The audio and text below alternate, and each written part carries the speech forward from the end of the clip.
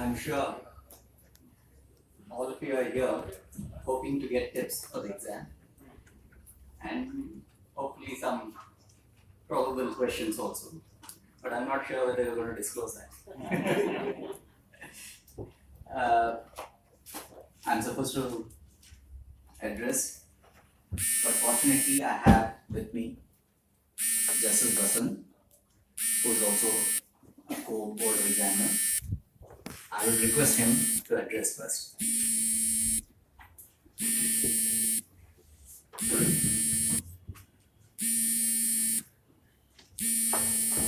Prabhu, dear friends. Before I start, may I ask you a question? How many of you have seen the trial court, have had some experience in the trial courts? Okay, very good. I always felt that some experience at the trial court grassroots level is most essential for a lawyer to blossom into a full lawyer, and that's why I asked that question.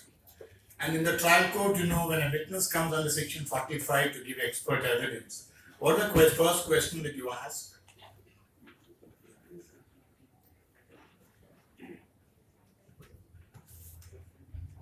Name, of course. I believe 45 mandates that you must know what are your credentials. How do I treat you to be an expert? What are your credentials? That's the first question. To be countenance. Take a doctor for example, a teacher for an example. If they do not stray into areas of rights, I'm not talking a doctor who steals the kidney of one man and takes it away. I'm not talking about a teacher who contrary to his profession's expectations, takes a private tuition or helps private tuition students. I'm not talking about the unethical variety. I'm talking about the ethical variety of people. They don't have a conflict. Whatever they do, their conflict only in mind is, am I doing the correct thing or am I doing the wrong thing? A doctor thinks, is this, my diagnosis is correct or my diagnosis is wrong? So conflict always between the correct and the incorrect. Look at the teacher also. Am I teaching him properly? Am I teaching him the right thing? Am I teaching him in the right manner? You may be worried about that. But for me as a lawyer, I found, in addition to the conflict between correct and incorrect, I'm taking up a defense of my client. I'm not too sure that I'll be able to sell it to a judge. So I always have a conflict whether I'm doing the correct thing or the incorrect thing. The others do not have a conflict between the right and the wrong. Whereas a member of a noble profession is always posed to a problem. I would think that even if all the gold reserves in the Reserve Bank were given to me, I would not like to speak a lie. This is what my own assessment of myself. You need not accept it. But my assessment about myself is I would not speak one falsehood. But in the interest of my profession, in the interest of my duty to do justice to a person, sometimes for paltry amounts as a trial court lawyer, I used to find out the best probability which I can urge before a court and secure an acquittal for my client. Whereas I would not have touched this cause with a pair of tongues if I did not have the professional commitment. So in addition to the conflict between the correct and the incorrect, a member of the noble profession of law always faces this conflict. Am I on the side of the right? Am I on the wrong side of right? Right and wrong, moral right and wrong is a problem which you have to negotiate. And that is why it was decided that the lawyers cannot be ordinary people. They have to be a cut above the rest. They have to be above other professionals. They must be competent to deal with this inner conflict that goes on within you. And that is why we call ourselves members of the noble profession of law.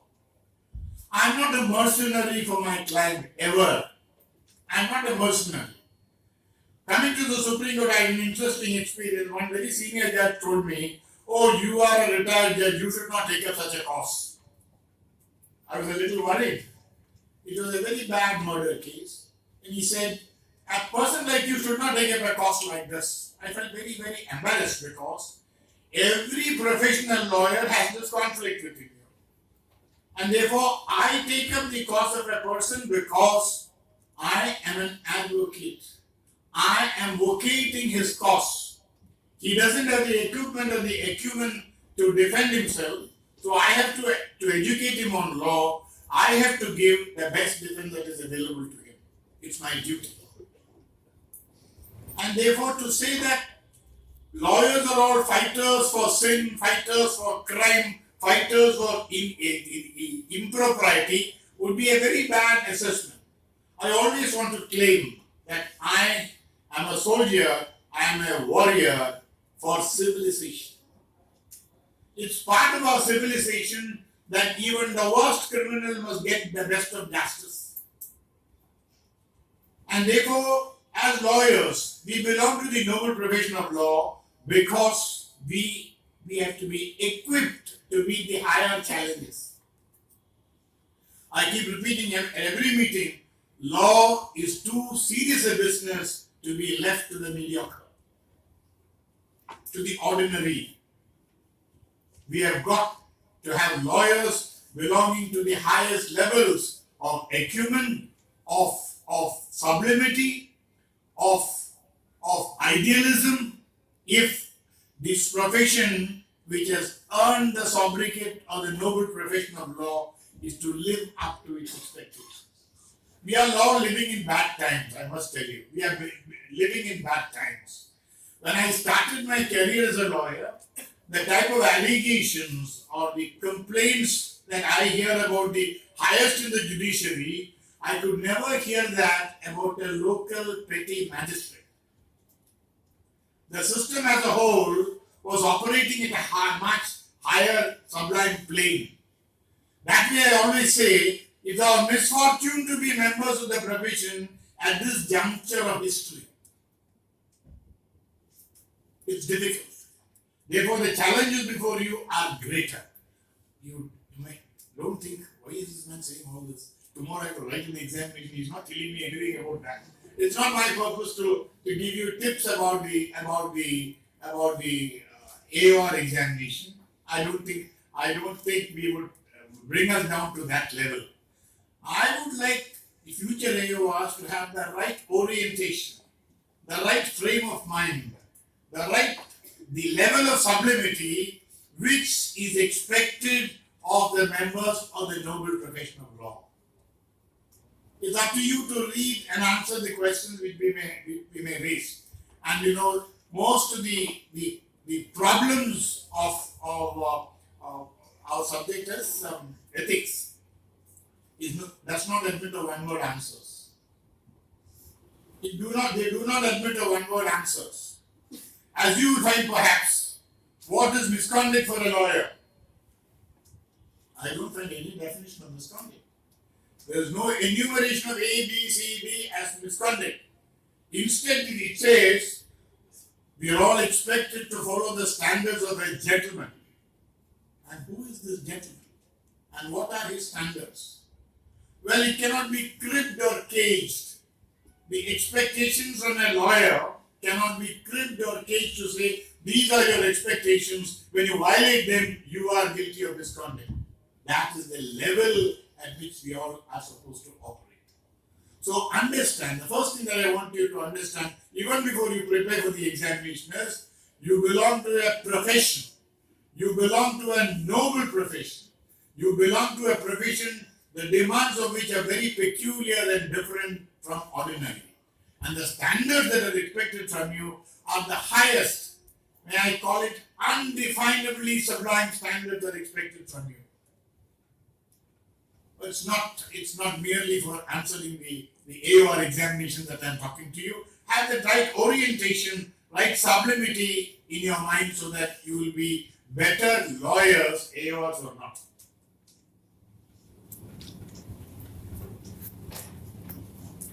We are passing through days when we have no role models. Walk through the corridors of this court, try to identify role models whom you would like to emulate in every aspect of your work and life, I find there's a great dearth of role models. I'm not finding fault with anyone. I'm just putting across a point of view. When I started practice I'm from Kerala, and a small town called the Calicut town, where you have a district headquarters. When I walked around, looked around, I could see at least a dozen people whom I wanted to emulate, whom I wanted to be like them. My senior is a perpetual source of inspiration for me on the questions of ethicality and competence. Today, we don't have that. You even find senior advocates appearing on both sides, forgetting that they already appeared for one side. I don't want to, my point is not the finding fault with any part of the system. My point is to inspire you to follow the highest traditions of this profession. That's why I said, absence of role models is a problem which we are today facing. Let us accept it very, very fairly and honestly. It is. I remember, I'm trespassing into his time, just one or two minutes and I close it. So you have to finish it. When we started the profession, I remember my senior gave me an advice, which he said his senior gave him. And therefore I think, according to me, it encapsulates all the sublimity of this profession. I just try to share that with you and be done with it so that you can go on to more serious activities that are waiting for you. He said, prepare your brief so well that you should never lose a brief. Impossible. Every time you may have to lose. But prepare your brief such that you said, do not lose a brief. It's not in the technical sense of the word that I'm saying. I win even when the verdict is against me because I have done the best that I have been able to do for a case. And therefore, I win. And my senior said, prepare the brief so well that you do not lose a brief. Well, you know, I don't know how many of you know, Article 51A of the Constitution is one dealing with your fundamental duties. This great country had a constitution, and surprisingly, when they finalized the constitution, they did not have a chapter on fundamental duties. Fundamental rights everyone knows. You start talking to your grandchild, raising your voice, he says, I have my fundamental right, you don't disturb me. See, days have changed. Everyone knows about the fundamental rights, but we don't know about the fundamental duties. It was not there in the constitution. It fell for that period which they call, not me, I don't want to be political here, the dark days of Indian legal and constitutional history. If I may call it the ADM level code era, I would call it, classify it as that. Now, during that period, you find chapter 4A walking into the Indian Constitution. Only one article, 51A. And it only says, it shall be the duty of every Indian citizen. I don't have the time to really A, B, C, D, F, G, H, I, but J, I want every professional to learn by heart. It says, it shall be the duty of it. The chapter starts with fundamental duty, but the article only says it shall be the duty. To strive for excellence in all fields of human activity, individual or collective, so that the nation rises to higher levels of endeavor and achievement. I want you to learn it by heart. Every profession in this country must learn it by heart. The pursuit of excellence. Walk through the corridors of this court today, and we are talking about the apex court. Walk through the corridors of this court, peep into each court, I find pursuit of excellence is not followed as it ought to be followed from either side. That axiom of pursuit of excellence is unfortunately but significantly lacking in our work arena, work atmosphere. And that is perhaps the first thing that I want every advocate to know. Pursuit of excellence, never lose a brief. And next my senior said, you may lose a brief, but never lose a client. What does it mean? No, it's not as though the client is running to somebody else. What the soul of this is, even if in your pursuit you find you do not, different people are different levels of endeavor and achievement. You know? See, I may not be able to do as well as you do. You may not be able to do as well as he does. But even if you lose a matter, do not lose a client. What does it mean? Complete commitment to the client so that the client understands that my lawyer has done his best for me. That is the second axiom. Do not lose a brief. Even if you lose a brief, do not lose your client, because your client must always know that you have done the very best for him. Right? And then the third limb of this advice was, you may lose a brief and you may lose a client, but never lose the court. Please never lose the court. What does it mean? We are interacting, we are transacting business at a very, very high level.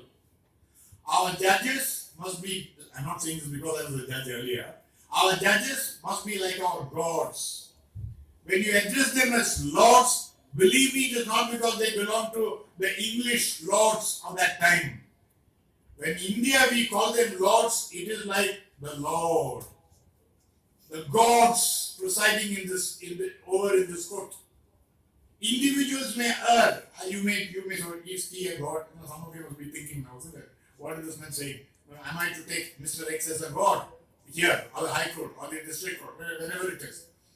No. You deal with them as though they are gods. That is the expectation from them. They are presiding deities in the temple of justice. Give that to them. I'm sure they should also give it to you as officers of the court. Even if they do not, being members of the noble profession of law, it's our duty to treat them as lords, as gods, as persons of superhuman standards. You may lose the brief, you may lose the client, but do not lose the judge. Means there are certain professional etiquette, there are certain manner in which you must speak to your judge, the manner in which you must deal with him, the manner in which you must address him, the manner in which you must to work in the system so that don't bleach those concepts. That is what he said when my senior said, do not lose your judge. Not that you'll be very friendly with one judge. No, that's not a concept at all.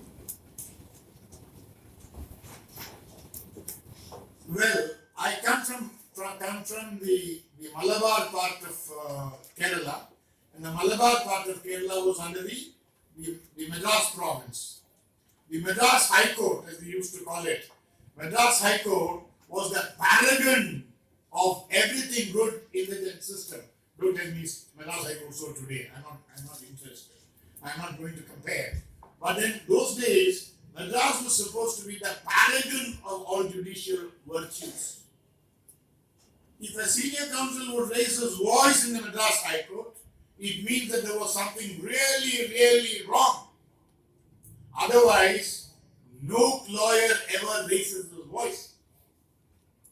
And you study from them.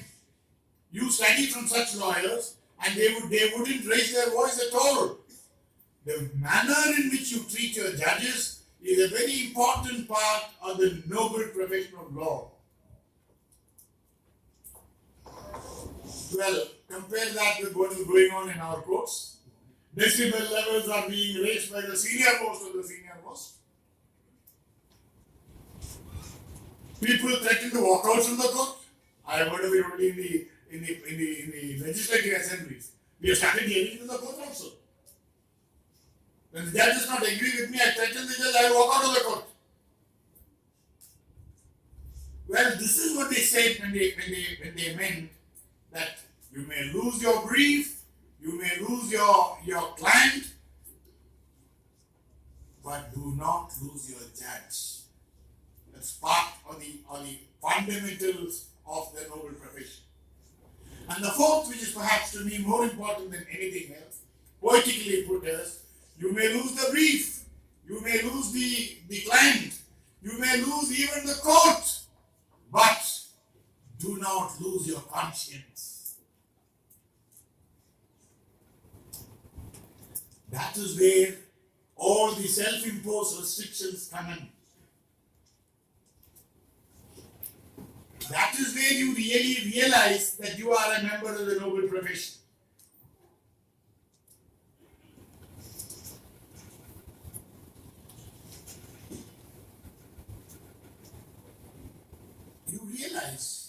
Today you realize people argue here and run to the media, right? Every day I find, as I go out from the court, all the mics are kept waiting for people to come. And he goes there and says, I argued this there. And the other side argued this is not incorrect. Fundamentally flawed. May I tell you, any self-respecting lawyer should refuse to speak to the media in a matter which is there before court. It has come to stay now. It has come to stay now. Even judges have started speaking to the media. Fortunately, not about the cases that we're dealing with. Now, what I want you to understand is that being a member of the noble profession of law, and of that being a member of the apex bar, if I may call it so, and belonging to the privileged section of the advocates on record, if you're able to make it, it's a great honor, it's a great privilege, it's a great position for you. Understand that. Realize that. Once you realize that, once you realize these four broad principles which my senior got from his senior and they tried to pass it on to me, I think we must certainly be, or we must at least try to be, better members of the noble profession of law. Advocate on record examination, you win or lose, if you have this right orientation, you would have contributed to a great institution. To the, sometimes I find, I told you, I've been here in this business for the last about 50 years, interacting with the sixth system. And only claim that they can make, anyone can be there for 50 years or 60 years, doesn't really matter. But only thing that I would claim for myself is, I've always remained in the system, though part of it with always a critical eye. I've tried to look at the system with a critical eye as to how it is working, how it should work, and how it should not work. Well, that is the discretion which you will have as members of the noble profession. Thank you very much. I've eaten into the time for my learned brother. I think he will continue with that. But I close by saying, whether advocate on record or not, being a member of the noble profession itself is a great, great achievement for an ordinary. I belong to the first generation lawyer. There's no other person in my family. I say this to give you confidence. That can give you confidence. My son is very easy for him, much easier for him to be in the profession because he knows what can be expected. But being the first in the whole family, for that matter, when I became a lawyer, I know the trepidation that I had, the diffidence that I had, and I want to assure you that it's not necessary to be born the son of a great lawyer or the son-in-law of a lawyer later on. It's not necessary at all. It's not necessary at all. You can, by the dint of your hard work, by the dint of your commitment to the sublime values of the profession, certainly come up with the profession. You may have to wait. You may have to wait. Now, we are in an era when we also want minimum work, maximum returns, right? Yeah, in later vein I say, everything is going digital, isn't it? Everything in the world is going digital. And how do you assess a lawyer? You also assess him digitally. What is the digital assessment? How many digits are there in the fees charged by a senior counsel? If he counts 6 digits, oh, wonderful lawyer. If it demands only 5 digits. Forget about the work. We have no sense of values. We don't have a right concept. No, I've always seen, many of the young juniors who come to brief me would say, "Oh, Mr. X, I instructed him on the corridor. When he was starting from court 10 to court 11, I briefed him and he argued." My dear children, I tell you, this should not be your role models. You must think of persons who burn their midnight oil. You can see people sitting, a person sitting on my left, who burn their midnight oils and work hard to succeed. I've heard of a great story on this conference. These are all things that I hear after I come here. I've heard of a great story of a person who went and argued before a court, and then he got the interim order. As he came out, his junior said, "Sir, next item is 11. He said, "I think I argued 11. And my problem is not that, but you glorify such persons. That's my grievance to you. You glorify such persons. I have a son and a daughter-in-law who are lawyers.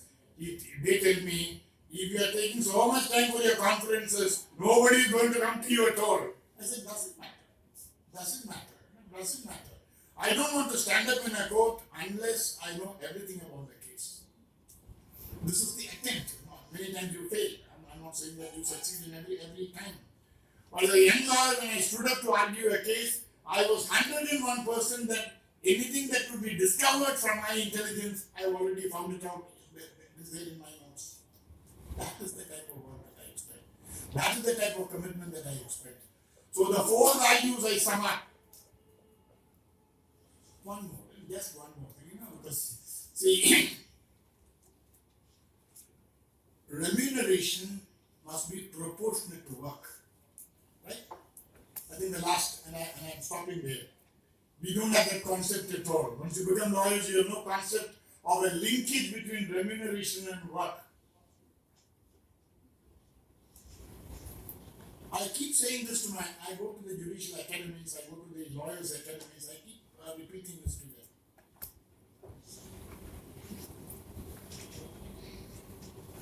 All the scriptures say that you must live by the sweat of your brow.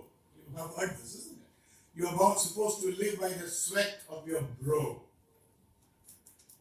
If there is anyone who is getting more than disproportionate to the work that you do, you are exploiting. You are using your physical, like in my part of the land, they'll say the headload workers, for example. He knows that he is strong physically, and therefore to take this to another place, while disproportionately he charges a very high, and that's why the laws have come in. As to what you can charge for physical movement of things. Do you exploit your physical parts? You're all very much aggrieved, isn't it, when somebody uses his physical power? But what do we all do? A doctor who charges, say, 10 lakhs for an operation, which takes, say, only 20 minutes or 1 hour, he is also exploiting. Using what? Using your mental abilities or your skills. We do that. Do not we lawyers do that? We do that also. This is what people said. The revolutionaries said it is exploitation. It is exploitation. If you get returns disproportionate to your work, you are exploiting. The liberation theologists, have you heard about them? The liberation theologists, a group of Christian missionaries, who said it's a sin to be disproportionately rich in a poor world. As a constitutional socialist, I call myself a constitutional socialist. Don't see red as soon as you hear the word socialism. The socialism under the Indian Constitution is compassion for the weak. It is concern for the underprivileged. We are all supposed to be constitutional socialists. It's not a political ideology at all. A pluralist Indian Constitution would not have got the word socialism into the preamble if socialism meant any sectarian political ideology. Constitutional socialism is much more than that. If we are to implement such a constitution, we ought to imbibe the idea that remuneration disproportionate to work is a constitutional impropriety. I'll call it only that. It's a constitutional impropriety. And you don't advance the cause of your noble profession by disproportionate expectation of disproportionate returns. That's why I say this profession needs role models which are different today. We need different role models where you will not assess digitally the success of a lawyer.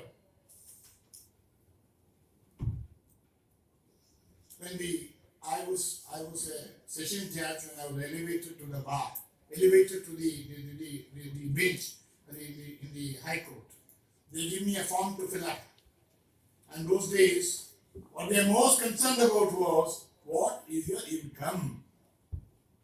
What is the income tax that you pay? Nobody asked the question, what is your pro bono performance? Nobody asked me, I was a judge already, so that question would have been irrelevant for me. The form did not contain a question as to how many public interest litigations you have carried out. The new Indian legal profession, I call it the mandate of the Constitution observing legal profession, must assess performance on the basis of such landed commitments.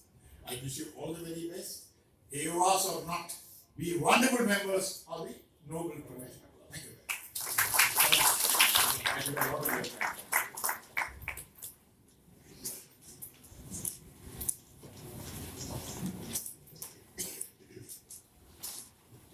You have heard with eloquence, experience and erudition flowing. I invited him to join us, not only for his age, but his experience on the other side of having been on the bench, because professional ethics has a great connect between the bench and the bar.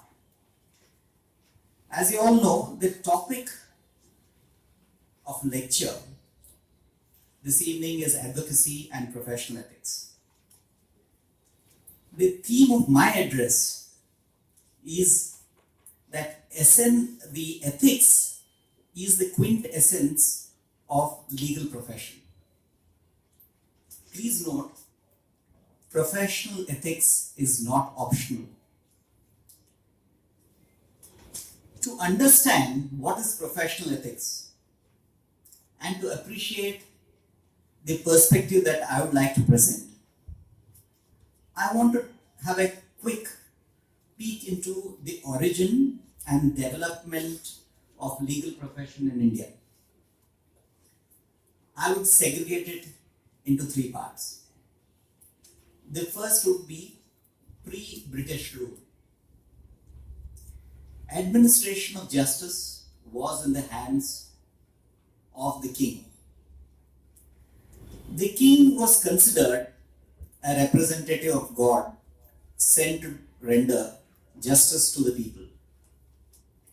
In the king's court, party would come, plead his own case, then the king would hear the other side and would do justice. To assist him in doing justice, he had council of ministers and group of educationists. King's court was treated as the highest court and there was no appeal. Anyone who disobeyed would be treated for sedition. This was pre-British period. During the British period, East India Company started its business in India, started capturing important cities and administering them. They initially started the company courts, headed by persons without legal knowledge, and people without legal knowledge were also addressing them. For the first time in 1774, Indian legal profession was recognized, but only English lawyers were permitted to practice in the then Supreme Court of Calcutta, later Madras and Bombay. In 1861 came the Indian High Court Act, which we refer to as the Charter Act, passed by the British Parliament, where it enabled the Crown to establish high courts in India by letter patent. And letter patents authorized them to make rules for enrollment of advocates. Then came the Legal Practitioners Act. Persons who studied law in England were called advocates. Persons who studied law in India were called vakils. Vakils were not allowed to practice in the high courts. Then the next stage, in 1923, an advocates committee was appointed under Sir Edward to study the legal profession and make suitable recommendations. For the first time, he recommended creation of bar council in each high court and to allow vakils to practice in the high court. This recommendation was accepted. In 1926, the Bar Council Act came into force. This is pre-independence. In 1951, an advocate committee was constituted under the chairmanship of Justice C.R. Das to study the problems of legal profession and make suitable recommendations. I am giving this history for a reason. All the recommendations that were made has facilitated in us being advocates and practicing before all the courts in India, and then the designation of senior advocates, then the third category of advocates on record. I'll come to that. This committee recommended that there will be one bar council at all India level and there will be a bar council at state level. Then it for the first time recommended that they will have power to enroll advocates and prescribe procedure for disciplinary action. It also recommended that once an advocate is enrolled, he would have right to practice throughout the country. These recommendations were accepted and the Advocates Act 1961 came into being. The salient features of that act, or the present act of 1961, is difference between advocate and vakils was removed. Common role to practice all over the country was brought in. There was creation of bar councils. There is a provision for designation of senior advocates. Autonomous status to bar councils was given. Under section 7 and 49(1)(c) of the Advocates Act, Bar Council of India has framed rules in relation to professional ethics and procedure for disciplinary action. Now comes the category which you are looking forward to being under. Supreme Court rules, in addition to the two categories of advocates, has provided for a third category, which is advocates on record. To qualify for this, as you all perhaps know, you require 4 years of practice, 1 year of training, and then passing 4 papers with the requisite qualification. Then you will have the privilege of being advocates on record of the highest court of this country. Please note, you are going to be privileged to be advocates on record of the highest country. And this privilege will not come easily. For having this privilege, you definitely need to satisfy the criteria both in letter and spirit.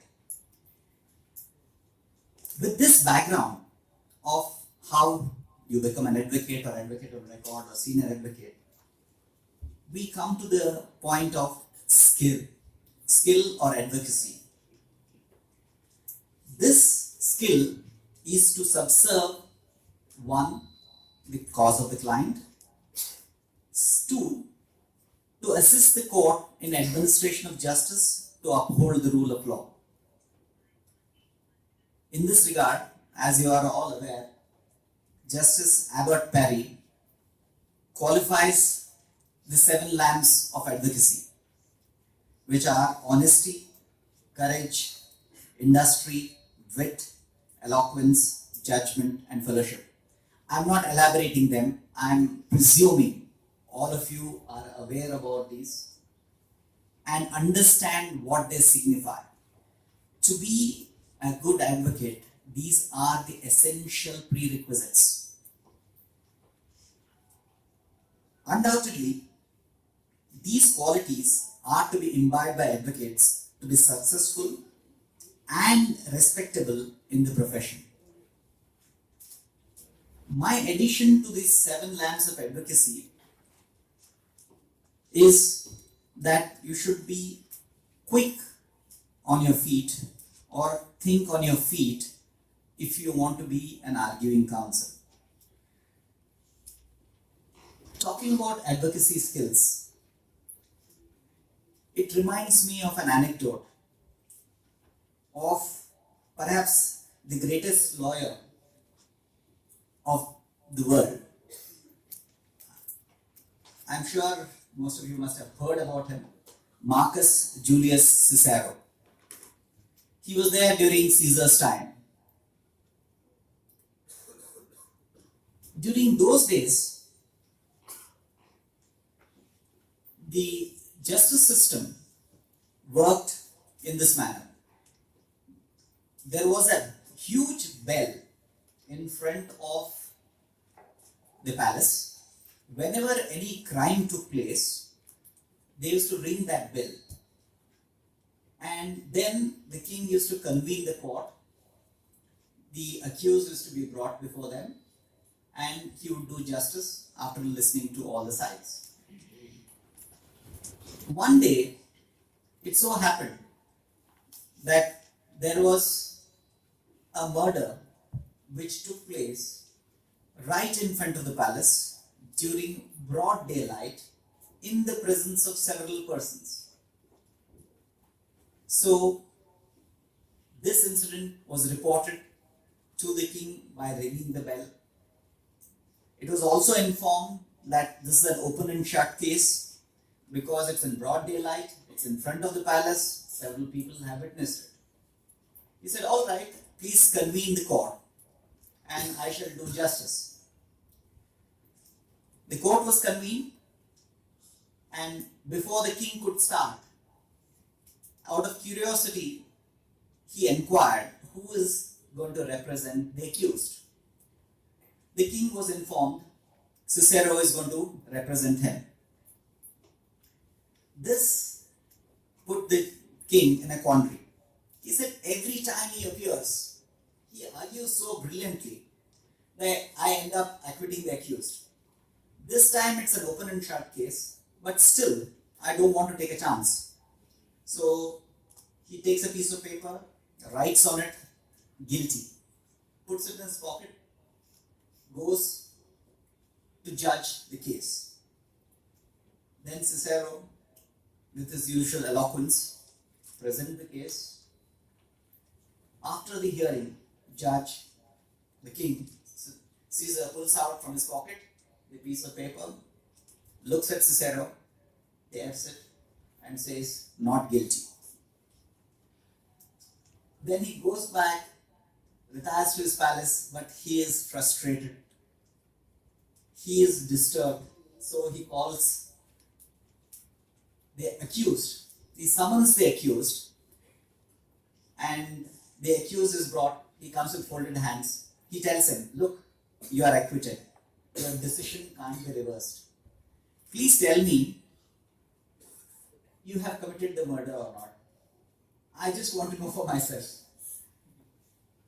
The accused with folded hands says, sir, till Cicero argued, I thought I had committed the murder. That is at the skills of advocacy.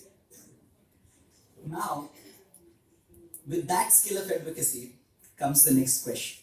The next question is ethics, which we are deeply concerned about.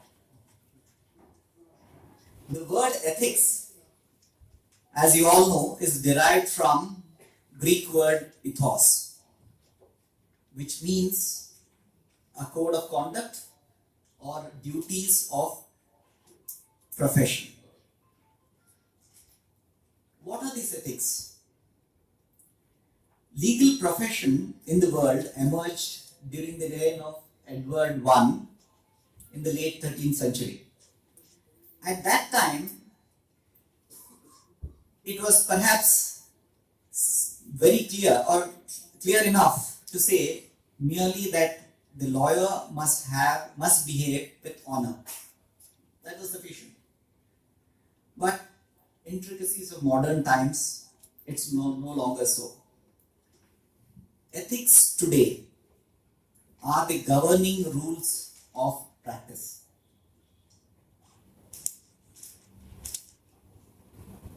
Today, in this regard, Bar Council of India has, under its rule-making power, prescribed certain rules of practice, which again, I am presuming all of you have read to write your paper. They include duty to court, duty to client, duty to the opponent, duty to the profession, duty to render legal aid, and duty to self. And again, I'm not going to elaborate on these because I again presume that after having been lawyers for 4 years and 1 year of training, you are all aware of all it. This now leads us to the next question. Why ethics for advocate on record? Why has this paper been made compulsory to be an advocate on record? In administration of justice by the highest court of the country, advocate on record, according to me, plays a pivotal role. This privilege is conferred to the advocate on record to ensure they assist the court, A, in upholding rule of law, B, maintain a reputation of the legal profession, C, accountability. If lawyers do not adhere to promote the principles of justice, fairness and equity, law itself is brought into disrepute and public confidence in law will be undermined. Therefore, thereby hindering access to justice. Therefore, legal profession has huge responsibility of upholding rule of law, protection of individual rights against abuse of power. A profession's collective reputation. See, you cannot say his reputation is good, his reputation is bad. We as advocates belong to one profession. It's the collective reputation that's crucial to the confidence it inspires. The reputation of legal profession is linked to how public view administration of justice. Where there is no public confidence in legal profession, trust in the judicial system is undermined. So please be aware that whatever you do as an advocate, which is a privilege, whatever you do as an advocate on record, which is a higher level of privilege, is being assessed by the society. You talk ill about your profession, it does not help you in any manner. So it's a collective reputation, not only about yourself, but about your brethren also.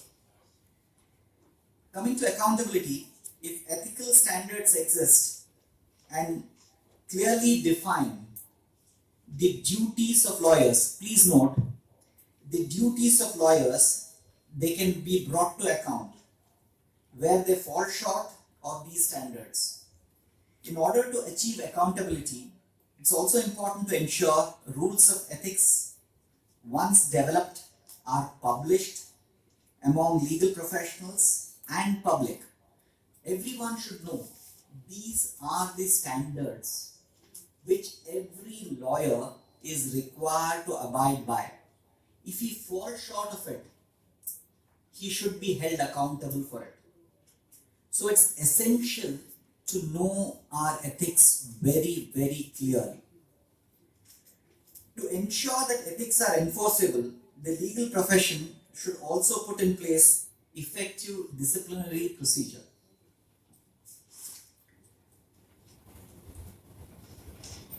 Therefore, as advocates on record are pivotal to administration of justice, this paper has been included. So if you want to be advocates on record, not only the professional ethics you are bound by prior to being an advocate on record, you have to rise above that because you are being conferred a higher privilege. Next, coming to the current scenario. Today, we have several new ethical issues that are confronting the profession. What are we required to do? Are we required to address them head on so that we protect our institutional integrity? To name a few of these new ethical issues: media trial, public debate, which Learned Senior referred to lawyers going and participating in debates, to lawyers speaking about their own cases.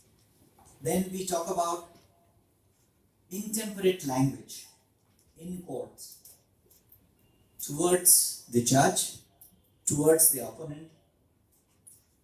Then in advocates and records, there's a special feature of unethical practice of name lending.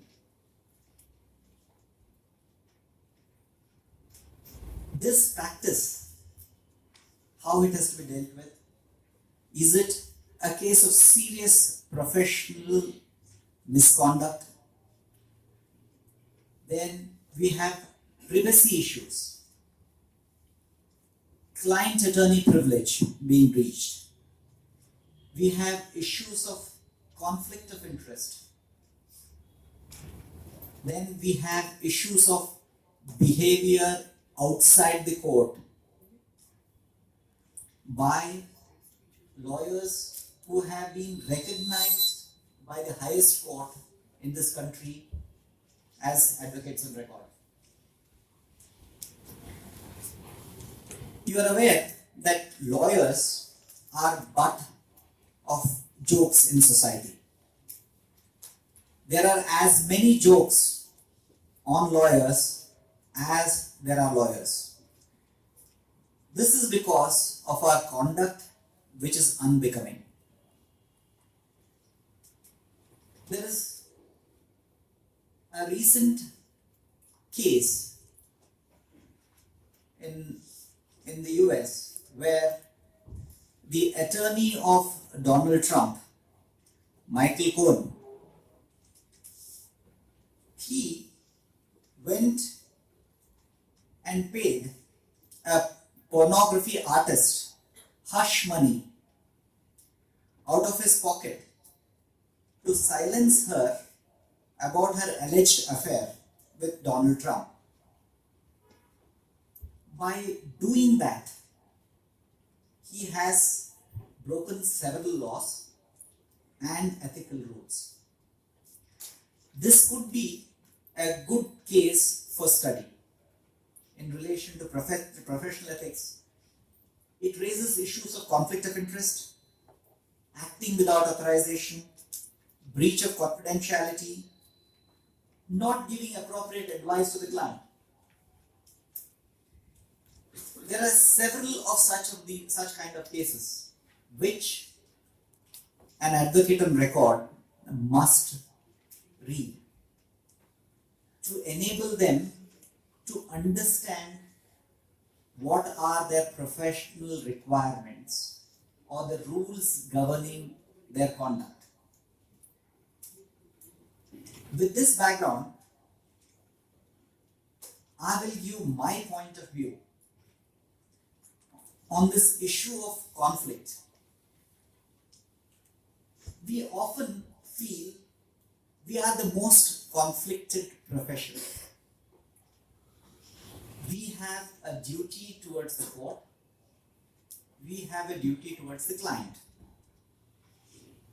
The client pays. So, what should be our ethical standard in our practice? Or how should we resolve this dilemma? If there is clarity of thought, clarity of speech will follow. My point of view is our source of standing is the privilege conferred on us to practice and assist the court in administration of justice to uphold the law. Therefore, court being our source, justice being our cause, we are first and foremost officers of the court. Our primary duty is to the court to enable it to arrive at a fair decision. You perhaps would have noticed, even in the Bar Council of India rules, it also stipulates your primary duty is to the court. Once this aspect is clear and ingrained in our minds, we can resolve most of the conflict of interest that arise in relation to our duty towards the client, opponent, or society at large. If your duty is to assist the court to come at the right decision, then your rules are very clear. You are going to assist your client to get justice according to law. I am sure neither the remuneration which the client gives you nor the client confidentiality empowers you to make wrong a right. Still,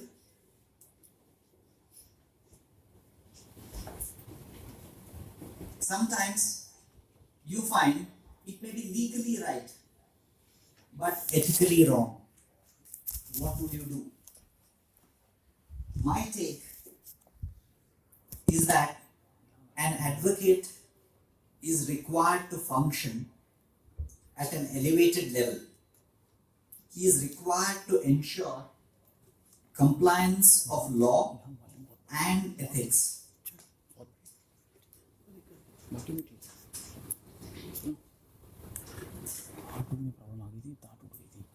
The solution to the times of conflict in your mind is by asking a question that what advocate should address is as what he ought to do rather than what he can do. So, in conclusion, I would say ethics is the quintessence of our legal practice, and ethics is not an option. It's the edifice of your privilege. Imbibe it, practice it, or else be sure you are bound to perish and lose your privilege. All of you must be conscious of this fact that if you abuse or breach these ethical practices, you are running the risk of losing the privilege to be an advocate or represent a cause or a client. So please be aware about this, and when you prepare for your exam, write your exam, or after being advocates on record, please don't forget you need to practice them too. We have exceeded our time. It's 5:30, we are supposed to have finished. I'll just take 3 more minutes to speak about the paper itself. I think that's the most important thing. You are aware that the paper is going to be for 100 marks. You'll have 3 hours time. I'm not going to say anything new. But one thing new which I can say is we are thinking of having 3 sections. One is an essay type answer. The second would be short notes. And the third, we are thinking of introducing an objective type. We are going to split it into 3 portions. The essay type may have 15 mark, 4 answers to be given out of 8. We may have 2 short notes, 20 marks out of 4. Then we may have objective type, either 10 or 20 questions of 1 or 2 marks.